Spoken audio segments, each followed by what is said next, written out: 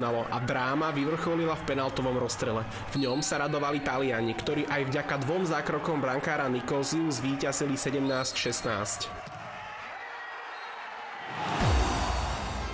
Séria 4 víťazstiev doteraz suverénneho Ferrari je vo svetovom šampionáte vytrvalostných pretekov automobilov prerušená. Historicky prvé víťazstvo v kategórii Hypercar zaznamenal na 6-hodinovom podujatí v São Paulo Cadillac. Posádka s číslom 12 v zložení Nato, Stevens a Lin síce prišla v úvode o vedenie na úkor Porsche, ale po 2 hodinách sa vďaka skoršiemu pitstopu dostala naspäť na prvú priečku.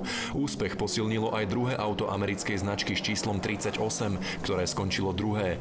Najvyššie postavené Ferrari bol zákaznícky tím AF Corse. Víťaz z Le Mans obsadil iba 8. pozíciu.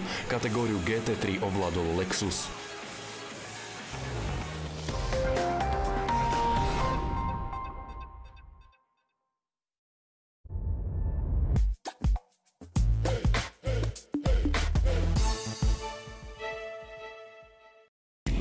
Tridsaťpäť neolympijských športov na jednom mieste.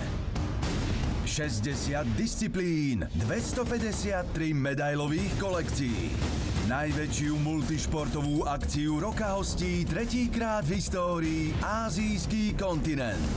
Sledujte 12. ročník svetových hier z čínskeho Chengdu. Naživo od 7. do 17. augusta. Na športe. 7. sezóna najprestížnejšej volejbalovej ligy mužov.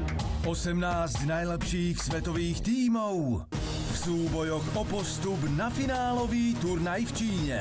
Sledujte zápasy Ligy národov naživo od 16. do 20. júla na športe. Prípravné zápasy klubov našej najvyššej súťaže na ostrý štart novej futbalovej sezóny. TVTK Miškovec, FC Košice. Naživo v sobotu o 17:55 na športe.